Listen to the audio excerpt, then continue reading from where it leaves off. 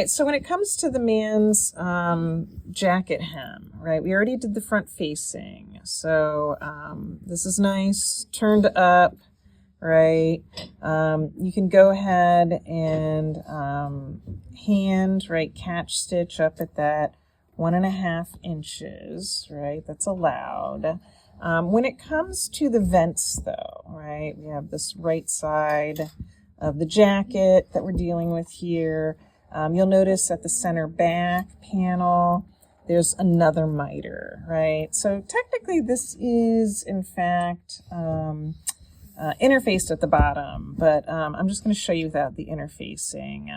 So you take this edge that's been cut at an angle, right? Looks kind of like a mistake, but it's not.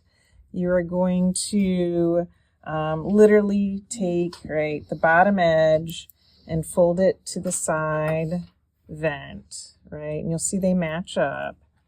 And you're going to sew there at 5/8 of an inch.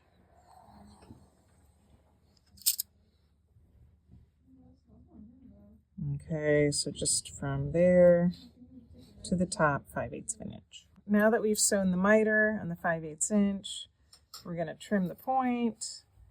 We're going to, right, you can trim them down to different lengths. We're also going to turn it inside out, but before that, we'll need to press it nicely into place. And I say that because then it'll be easier, meaning press the seam allowances out, because then when you turn it inside out, right, it'll end up creating, right, if this is at 1.5 inches, right, hem allowance, this is also, right, so this creates the nice shape of the back, and make sure you do measure up, right, 1.5 inches, right, when you go to pin, to catch stitch it all in place. I say that because the center back will drop a little bit, creating this kind of rounded edge, right? Nothing is straight across the body, because then when it goes over your back side, right, your rear end, if it's a straight edge, it'll end up looking like it's bowing upwards. So that's why it bows downwards. So make sure you get that 1.5 inch, right? Because then it'll kind of dip down a little bit. And then hand stitch this all in place.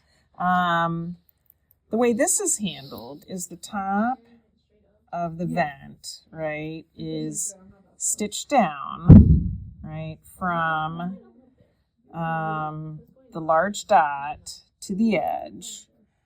This gets turned under and stitched down, probably twice, to create a nice hemline.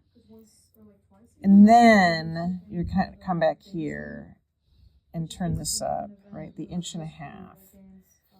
And you'll be able to then go ahead and catch stitch the whole. Same thing will happen on the other side, right? It's mirrored. And basically, when it gets pushed to the outside, right, and this is all stitched together, right, you'll end up having the top stitch of the hem here. When it flips open, right, this side will be finished. And this side that's on the top will automatically have a nice, crisp, right, right angle edge to it. Here is the center back, right? You're going to hand stitch, slip stitch, or catch stitch the bottom hem. We see we turned under, right, basically 1/4 inch, and then turned it under upon itself to create that nice finished edge. There's the miter, right? The curve goes into, or creates that hemline.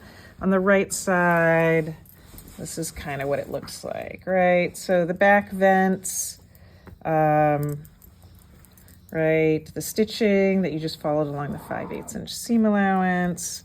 The top side is mitered, and then it just goes into, right, the curve of the center front facing.